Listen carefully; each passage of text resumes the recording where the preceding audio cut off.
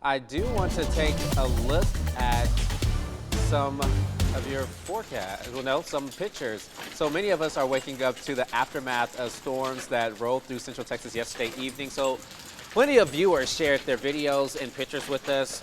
Now, both Coppers Cove and Killeen was hit with hail ranging from quarter size to some medium sized hail. And then a viewer shared a photo of a building in Groesbeck which collapsed after the storm, working to get some more details on that. And then the sky turned deep orange in Temple. So no matter where you were across Central Texas, you got some sort of weather that you can tell people about. And guess what? That weather is possibly here to stay. We do have meteorologist Stephen Elmore to give us a check of the forecast.